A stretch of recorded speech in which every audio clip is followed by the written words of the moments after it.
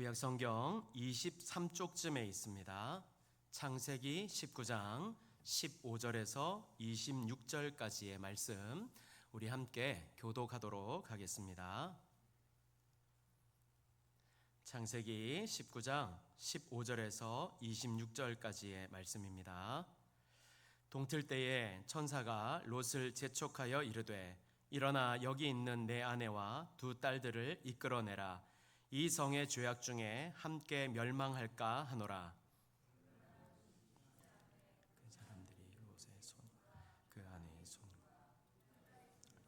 인도하여 성 밖에 두니 여호와께서 그에게 자비를 더하심이었더라. 그 사람들이 그들을 밖으로 이끌어낸 후에 이르되 도망하여 생명을 보존하라. 돌아보거나 들에 머물지 말고 산으로 도망하여 멸망함을 면하라. 주의 종이 주께 은혜를 입었고 주께서 큰 인자를 내게 베푸사 내 생명을 구원하시오나 내가 도망하여 산에까지 갈 수 없나이다. 두렵건대 재앙을 만나 죽을까 하나이다. 저 성읍은 도망하기에 가깝고 작기도 하오니 나를 그곳으로 도망하게 하소서. 이는 작은 성읍이 아니니까 내 생명이 보존되리이다. 그가 그에게 이르되 내가 이 일에도 내 소원을 들었은즉 내가 말하는 그 성읍을 멸하지 아니하리니 까지 내가 아무것도 행할 수 없노라 하였더라. 그러므로 그 성읍 이름을 소알이라 불렀더라. 롯이 소알에 들어갈 때에 해가 돋았더라. 하늘 곧 여호와께로부터 유황과 불을 소돔과 고모라에 비같이 내리사 그 성들과 온들과 성에 거주하는 모든 백성과 땅에 난 것을 다 엎어 멸하셨더라. 롯의 아내는 뒤를 돌아보았으므로 소금 기둥이 되었더라. 아멘. 2011년도에 일본에 큰 지진이 있었습니다. 여러분 잘 아시겠지만요, 당시 굉장히 큰 지진이었는데요. 이 지진의 규모가 9.0이었다고 합니다.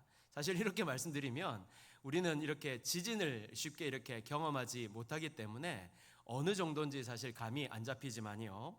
하지만 이게 엄청나게 큰 지진이었고 이 때문에 큰 쓰나미가 찾아왔습니다.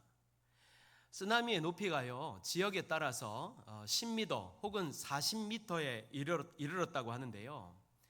지진이 발생하자마자 각 지역에서는 쓰나미가 일어날 것을 이제 경고하면서 즉시 높은 곳으로 대피하라라는 이런 방송이 계속해서 반복해서 나왔습니다.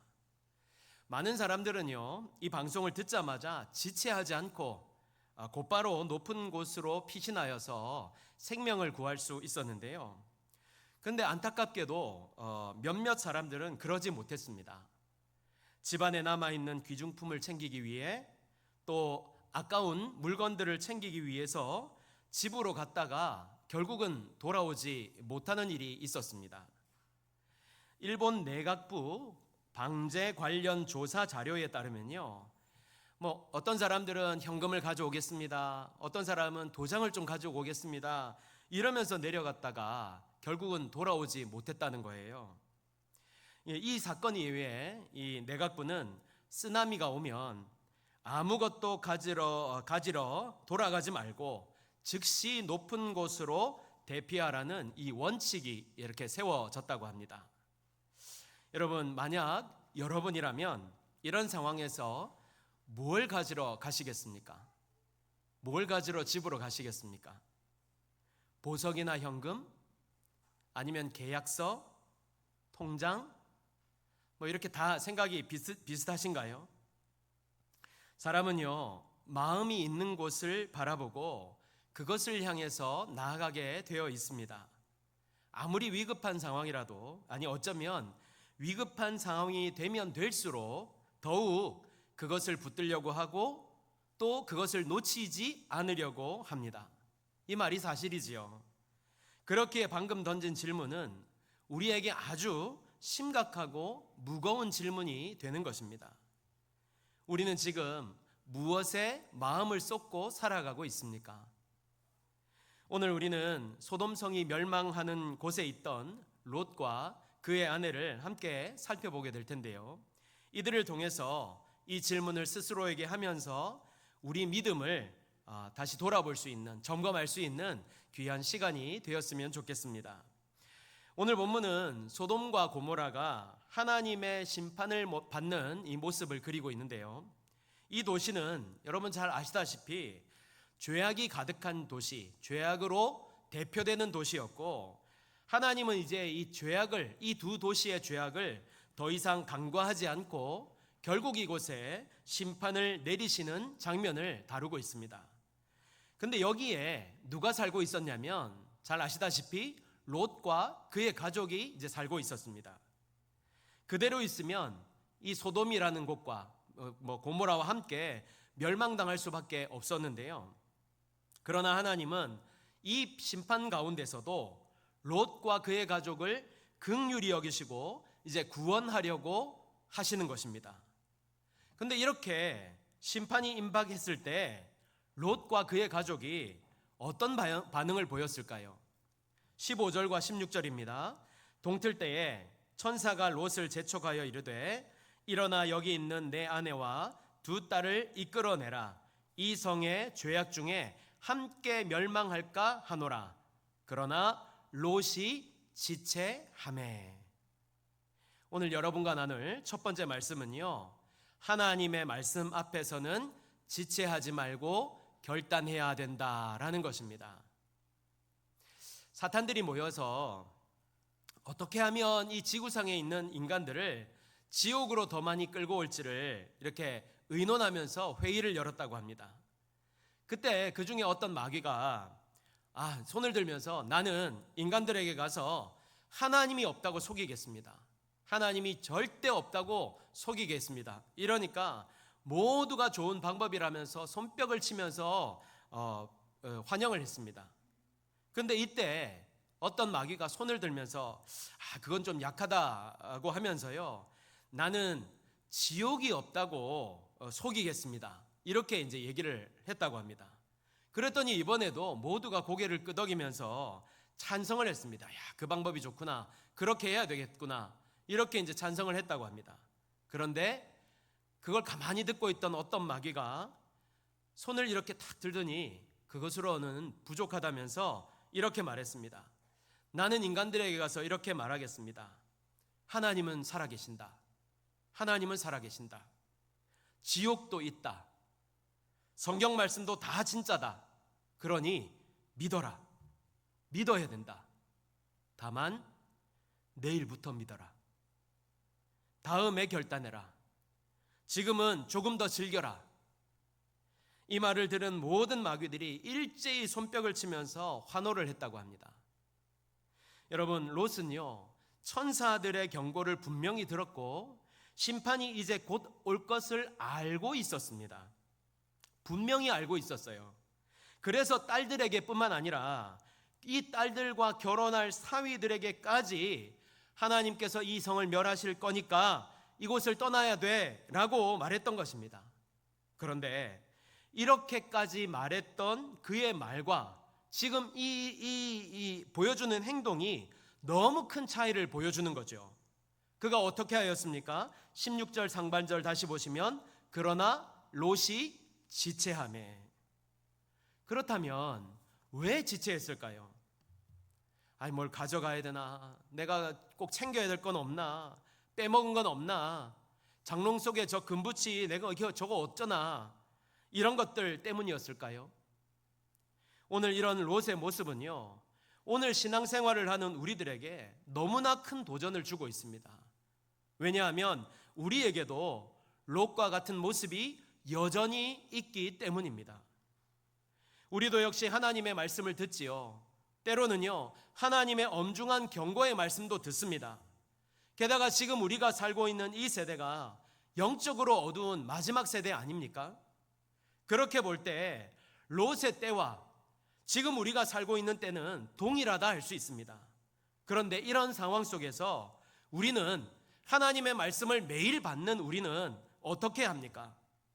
주님의 말씀이 막 들려오는데도 자꾸만 내일로 미루는 경향이 있지요. 주님은 우리에게 지금 바로 말씀을 듣고 행하라 이렇게 말씀하는데 우리는 자꾸만 지체합니다. 내일부터 하면 되지. 은퇴하면 헌신하겠습니다. 이 바쁜 일만 지나면 예배 참석하겠습니다. 내 형편 주님 다 아시는데 하나님도 봐주시겠지요. 이러면서 말씀에 순종하지 않습니다. 이렇게 지체하고 더디게 가려고 합니다. 여러분, 사단이 무엇을 어떻게 계획한다고 말씀드렸습니까? 하지 말라가 아니라 나중에 하라는 말로 사람들을 자꾸만 넘어뜨리는 거예요. 실제로 그런 사람들이 우리 주변에, 우리 자신에게 이런 모습들이 얼마나 많이 있습니까? 그런 우리들에게 오늘 하나님께서 말씀하십니다. 지체하지 말라고 말입니다.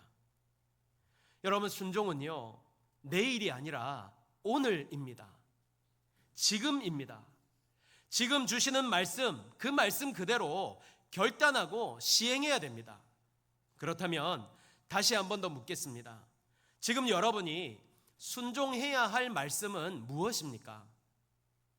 지금 이 말씀을 들으면서 바로 떠오르는 내가 지체하지 말고 시행해야 할 말씀은 무엇입니까?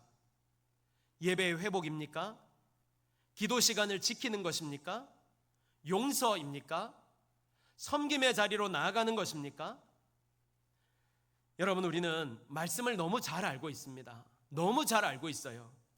근데 이제는 이 말씀이 우리의 머리에 머무는 것이 아니라 가슴으로 내려와야 됩니다. 행함으로 나타나야 됩니다. 이제는 더 이상 지체하지 말고 판단하지 말고 생각하지 말고 순종해야 된다는 것이죠. 지체하지 않고 순종할 때에 그 순종의 자리에 하나님의 일하심과 은혜가 임하게 될 줄 믿습니다. 그러므로 이 시간 주시는 말씀에, 하나님께서 주시는 말씀에 여러분 순종하시길 바랍니다. 순종하여서 하나님의 행하시는 일을 꼭 경험할 수 있는 저와 여러분 모두가 되시기를 간절히 소망합니다. 그런데요, 여러분, 이 장면에서 우리가 꼭 기억해야 될 것이 있습니다. 그것은요, 롯이 지체하는 이 순간에도 심판은 다가오고 있다는 사실입니다. 여러분, 우리가 머뭇거리고 있는 사이에, 주저하고 있는 사이에 하나님의 엄중한 심판은 점점 더 다가오고 있는 것입니다. 하나님의 심판은요, 대충 그냥 넘어가는 법이 없습니다. 반드시 옵니다. 그래서 이대로라면 롯과 그의 가족은요, 소돔과 함께 사라지게 됩니다. 그런데 이런 순간에도 하나님의 롯을 향한 놀라운 은혜를 우리가 보게 되는데요. 16절을 보겠습니다. 그러나 롯이 지체하매 그 사람들이 롯의 손과 그 아내의 손과 두 딸의 손을 잡아 인도하여 성 밖에 두니 여호와께서 그에게 자비를 더하심이더라. 아멘. 롯은 지체했지만 하나님은 지체하지 않으셨습니다. 롯은 머뭇거렸지만 하나님은 포기하지 않으셨습니다. 롯이 잘해서가 아닙니다. 롯이 믿음이 좋아서가 아닙니다. 하나님께서 롯에게 자비를 베풀어 주셨기 때문입니다.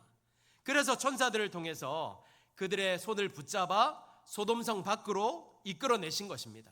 이것이 바로 하나님의 은혜입니다. 여러분, 우리도 역시 마찬가지예요. 우리도 얼마나 많이 지금 미루었습니까? 얼마나 많이 머뭇거렸습니까? 지금도 주저하고 있지 않습니까? 그럼에도 하나님은 우리를 붙드셨고 우리를 이 자리까지 인도하셨습니다. 이것이 바로 은혜가 아니면 무엇이겠습니까? 중요한 것은요, 그렇다면 왜 주님이 머뭇거리는 우리를 끝내 붙드시는 것입니까? 우리를 구원해 내시기 위해서입니다. 주님의 말씀을 주시기 위해서입니다. 은혜 주시기 위해서인 것이죠. 복을 주시기 위해서입니다. 그러므로 우리는 하나님의 이 자비로우신 은혜 앞에 더 이상 지체해서는 안 됩니다. 머뭇거려서도 안 됩니다. 부르시는 곳으로 이제는 여러분 순종하십시오. 말씀하시는 대로 그대로 순종하기를 바랍니다. 그래서 하나님의 놀라운 복을 받고 행하시는 일을 날마다 경험하며 살아가는 우리 모두가 되시기를 간절히 바랍니다. 그런데요, 여러분, 이렇게 큰 은혜 가운데 롯의 가족 중에서 구원을 받지 못한 한 사람이 있습니다. 바로 오늘 나오는, 여러분 잘 아시는 롯의 아내입니다. 천사가 손을 잡아 이끌어 주는데도 불구하고 결국 그녀는 구원을 받지 못하고 소금 기둥이 되어야 했습니다. 도대체 왜 그랬을까요? 두 번째, 우리는 세상에 대한 미련을 버려야 합니다. 저희 아버지가 직업 군인이셔서 저는 어릴 때, 여러분 아실런지 모르겠지만 이제 부산에 가면 장산이라는 곳이 있습니다. 제가 장산 중턱에서 살았습니다. 근데 이제 군인 이제 가족들이 모여 사는 이 관사라는 곳에서 이렇게 살았는데, 그곳에는 이렇게 지금처럼 변변한 놀이터라든지 전혀 그런 게 없었습니다. 그냥 산이었습니다. 산. 집 앞을 나오면 산이었습니다. 그냥. 그러다 보니까 장난감이 있는 것도 아니죠. 이러다 보니까 이렇게 네모난 돌 같은 거를 이제 이렇게 몇 개 모아가지고 자동차라 생각하고 막 이렇게 놀았고요. 또 한 번은 어느 분인가가 이렇게 우유를 이 냄비에 주셔가지고 그걸 이제 누나와 이렇게 같이 끓여 먹은 적이 있었습니다. 그렇다고 이제 너무 이렇게 불쌍하게 보지 마십시오. 괜찮습니다. 잘 자랐잖아요, 그죠? 네, 제가 드리고 싶은 말씀은요. 그런데 제가 그렇게 놀던 그곳이 제 마음에 항상 이렇게 한켠에 남아서 한번 이렇게 가보고 싶은 거예요. 제가 어릴 때 놀았던 그 장소, 그 돌멩이들 잘 있는가, 이런 생각이 드는 거예요. 근데 이 롯의 아내도 그럴 수 있잖아요, 여러분. 그럴 수 있잖아요. 자신의 삶의 터전이었고 그곳에서 언니 동생 하던 사람도 있었을 거고 정을 나누는 사람도 있었을 것입니다. 키우던 강아지가 있을 수도 있었고요. 이제 곧 추수할 농작물이 있었을 수도 있겠죠. 그러면 여러분 돌아볼 수 있잖아요. 한 번쯤은 돌아볼 수 있잖아요. 근데 왜 하나님은 롯의 아내를 그 한 번 돌아봤다고 소금 기둥이 되게 하셨을까요? 17절의 말씀을 한번 보겠습니다. 그 사람들이 그들을 밖으로 이끌어낸 후에 이르되 도망하여 생명을 보존하라. 돌아보거나 들에 머물지 말고 산으로 도망하여 멸망함을 면하라. 여기 보니까요, 도망하여 생명을 보존하라 라는 말씀과 함께 어떤 말씀을 주셨지요? 뒤를 돌아보지 말라는 말씀을 주셨어요. 하나님께서 이미 돌아보지 말라는 말씀을 주신 것입니다. 근데 롯의 아내는 이 말씀을 어기고 뒤를 돌아보아가지고 소금 기둥이 된 것이죠. 근데 그래도 하나님의 말씀을 어겼구나, 잘못했구나, 이제 이렇게 받아들여져요. 근데 그래도 여전히 우리 마음 가운데는 아무리 그래도 그렇지 겨우 한번 돌아봤다고 이렇게까지 이런 생각이 들지 않습니까?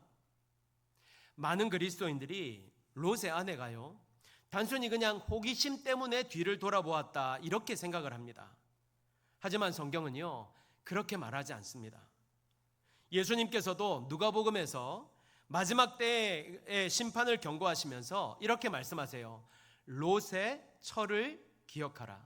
롯의 아내를 기억하라 말씀하셨습니다. 왜 이런 말씀을 주시는 것일까요?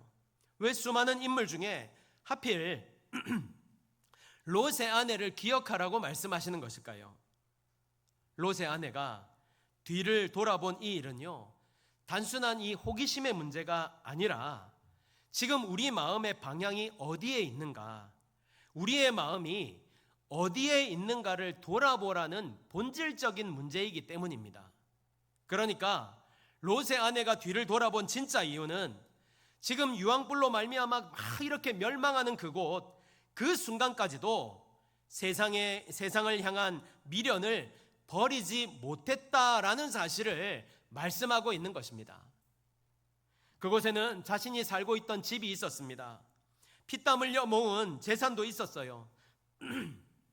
친구도, 그들과 함께한 시간도 있었습니다. 그러니까 이게 무슨 말입니까? 롯의 아내의 육신은 천사의 손에 이끌려 소돔성 밖으로 나왔는지 모르겠지만 그녀의 마음은 여전히 소돔성 안에 있었다는 것입니다. 한마디로 말하자면 롯의 아내는 하나님보다 세상을 더 사랑했던 것입니다. 지금 멸망하고 있는 그 순간까지도 세상에 대한 미련을 버리지 못하고 그것에 마음을 주고 있었던 것입니다. 결국 그 미련이 그녀의 발걸음을 멈추게 했고 소금 기둥으로 만들어 버렸던 것입니다. 자, 그렇다면 이제 우리 자신을 한번 들여다봅시다. 우리는 어떻습니까? 몸은 지금 예배의 자리에 앉아 있지만 마음은 여전히 세상 가운데 있지 않습니까? 입술로는 하나님을 사랑한다고 하면서도 마음은 여전히 세상이 주는 즐거움, 세상의 가치 이런 것들을 더 붙들고 살아가고 있지 않습니까? 오늘 하나님께서는 다시 한번 우리들에게 말씀하십니다. 뒤를 돌아보지 말아라. 심판받을 세상에 마음을 두지 말아라. 옛 삶을 뒤돌아보지 말고 말씀하신 대로, 말씀대로 하나님이 준비하신 길을 향하여서 걸어가라고 말입니다. 왜 그래야 합니까? 왜냐하면 세상이 아무리 화려하고 보암집도 하고 먹음직해도 그곳에는 소망이 없기 때문입니다. 우리의 목적지는 소돔이 아니라 세상이 아니라 하나님께서 예비하신 영원한 나라 저 천국이기 때문입니다. 그러므로 오늘도 머뭇거리던 우리를 포기하지 않으시고 자비로 우리를 부르신 이 부르심에 감사하면서 더 이상 뒤돌아보지 말고 결단하여서 표대를 향하여 나아갈 수 있는 저와 여러분이 되시기를 바랍니다. 그래서 날마다 주님의 인도하심과 보호하심과 도와주심을 경험하면서 우리를 부르시는 천국 소망을 향해 온전히 나아갈 수 있는 성도들이 되시기를 예수님의 이름으로 축복합니다. 아멘. 말씀을 맺겠습니다. 여러분, 예수님은요, 우리를 그저 교회 마당만 밟고 가는 종교인으로 부르지 않으셨습니다. 우리가 이것을 기억해야 됩니다. 하나님은 우리를 부르실 때요, 그냥 주일만 지켜, 수요일 정도 나와도 괜찮아, 이렇게 부르지 않으셨습니다. 주님은요, 우리를 제자로 부르셨고 제자의 삶을 살기를 원하십니다. 그런데 제자는 어떤 사람입니까? 복음서에 보면요, 예수님께서 제자들을 부르시는 모습이 나오는데 예수님께서 제자들을 부르실 때 그들이 어떻게 반응하였습니까? 배를 육지에 대고 모든 것을 버려두고 예수님을 따랐다, 이렇게 기록하고 있습니다. 배를 육지에 댄다는 것이 무엇을 뜻하는 것입니까? 고기 잡지 않겠다는 것이지요. 배와 그물은 그들의 생업이었고 삶의 터전이었습니다. 그것을 두고 떠나기에 왜 미련이 없겠습니까? 하지만 그들은요, 주님의 음성에 그 모든 것들을 다 버려두고 지체하지 않고 즉시 주님을 따랐습니다. 한 가지 우리가 오해하지 말 것은요, 주님이 오늘 당장 우리에게 그래서 직장 때려쳐야 돼, 사업 다 정리해야 돼, 이 말씀하시는 것이 아닙니다. 배를 육지에 대라고 하는 것은 내 삶의 주인의 자리, 내 마음의 1순위의 자리에서 세상과 물질을 내려놓으라는 뜻입니다. 내가 의지하는 그것들을 내려놓으라는 뜻입니다. 그러니까 주님이 가라고 하실 때 내 생각을 내려놓고 움직이고, 그리고 주님이 멈추라고 하실 때 내 욕심을 내려놓고 그 자리에 서는 것, 이것을 말하는 것입니다. 이렇게 할 수 있는 것을 말하는 거예요. 내 삶의 조율대를 주님께 맞추는 것입니다. 이것이 바로 제자의 삶입니다. 그리고 우리는 이런 제자의 삶을 살 수 있어야 된다는 것이지요. 반대로 이와 전혀 다른 선택을 한 인생이 있습니다. 바울의 곁에서 함께 복음을 전하면서 신실하게 동역하였던 데마라는 사람이었습니다. 바울의 곁에서요, 이 사람이 정말 목숨을 걸고 복음을 전했던 사람입니다. 그런데 바울은요, 노년에 눈물로 이렇게 편지를 씁니다. 데마는 이 세상을 사랑하여 나를 버리고 데살로니가로 갔고. 데마는 왜 바울을 버리고 복음도 버리고 떠났을까요? 겉으로는 주님을 위해 사는 것 같았지만 그의 마음속에는 여전히 세상이 있었던 것입니다. 우리 다 경험하지 않았습니까? 우리 너무 많이 지금까지 보지 않았습니까? 겉으로는 열심히 하나님을 섬기는 것 같고 열심히 신앙생활 하는 것 같고 누구보다 주님 사랑하는 것 같았는데 어느 순간 보니까 세상을 향해 떠나버린 거예요. 세상에 대한 미련과 주님보다 세상을 더 사랑하는 마음이 그에게 있었던 것입니다. 그래서 그는 끝내 롯의 아내처럼 뒤를 돌아보았고 끝내 세상으로 돌아갔던 것입니다. 사랑하는 여러분, 우리는 어떻습니까? 오늘 롯과 롯의 아내를 통해 우리들에게 주시는 말씀은 무엇입니까? 더 이상 지체하고 머뭇거리지 말고 주님의 말씀에 순종하라. 뒤돌아보지 말고 이제는 주님만 바라보면서 표대를 향하여 나아가는 성도가 되라는 말씀을 우리에게 주고 계십니다. 그러므로 여러분, 이 시간 주신 말씀대로 여러분 마음 가운데 결단하시길 바랍니다. 주님, 이제는 말씀에 순종하며 살겠습니다.